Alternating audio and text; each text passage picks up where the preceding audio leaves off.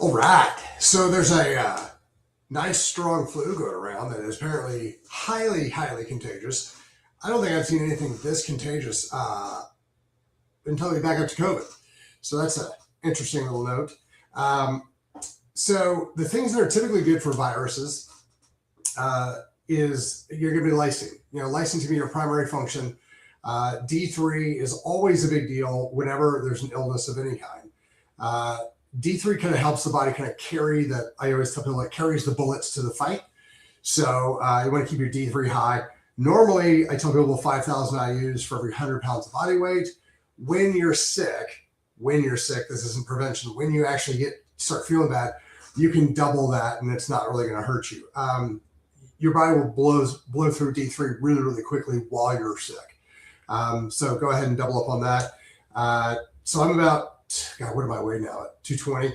I'm about 220, and so I would do on the lysine, I would probably do 1.5 to 2 grams a couple times a day, 4 times a day. So lots and lots of water. You're going to want to have to give your body a way to flush this stuff out. If you've got a saunas are going to be great. You want to sweat some of this stuff out as well. We were using a lot of wormwood. Wormwood's been fantastic for this. Quinine is also really powerful against viruses and that type of thing. Make sure you're getting lots and lots of sleep in. Coffee enemas are still one of my favorites if you guys have the ability and the feeling good enough to do them. We've had lots of people tell us that it really helps. Kidney castor packs are also a big one. Try to get those between 10 a.m. and 2 p.m. But still, kidney castor packs should be good for this one. The big one's going to be the lysine, the D3. The vitamin C is a great option for this as well. Just going to keep getting it in throughout the day. Check your temperatures, that type of thing. And then one of the big things, we've seen lots of mucus production from this. So you want to make sure that you're expelling that. If you're swallowing it, you're going to end up making yourself sick and you're going to throw up. Hydrochloric acid, the HCl will help break some of that down, but blow it out, like get it out of your body.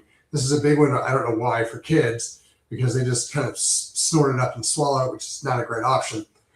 So blow that stuff out. We've been seeing some interesting congestion stuff with the sinuses in the ears as well. If you can get in and get it adjusted, 2-3 days afterwards, that'll help out. Usually with high dose D3, high dose lysine, the wormwood, that type of stuff, you're looking at about 48 to 60 hours before you start feeling pretty good. I'm not a big Theraflu fan. I haven't seen it be super beneficial ever. I'm also not a big flu shot fan. There's research out showing that makes you more susceptible to getting the flu. It makes you feel worse as you go through. So research that on your own and check that out for yourself. But that's typically what we're seeing for flu. That should kind of keep things kind of moving through. But if you guys are getting that type of stuff, kind of check it out. But it is one of those things that's usually going to move through an entire household. So, a lot of times what we'll tell people to do is if one person gets it, try to isolate them. But everybody in the house should kind of up their D3 and their lysine, that type of thing as well.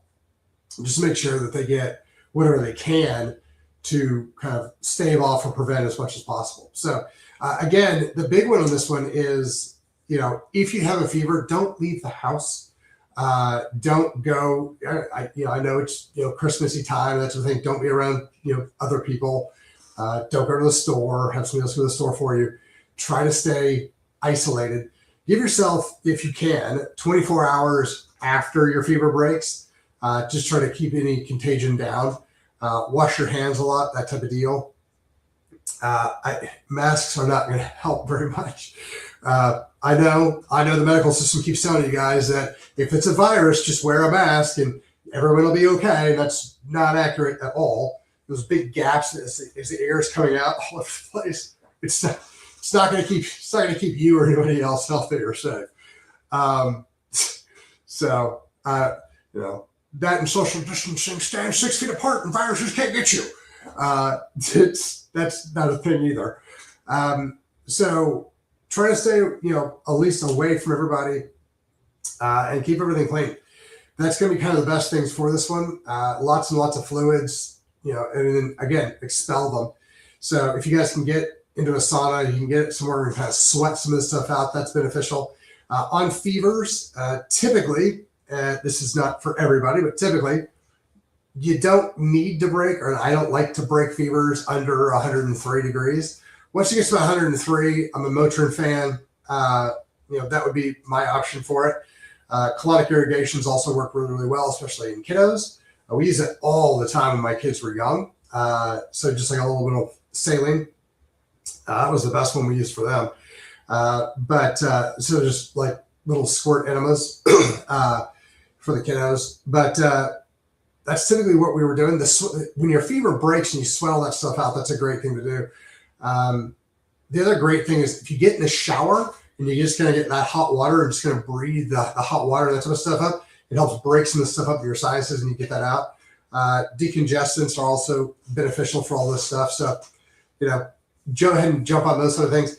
Get that stuff ready because as I've talked about 8 or 10, 12 people like over the Christmas break, and a bunch of people have gotten this. And it's gone through a lot of houses. Like most of the people from our school, it went through there.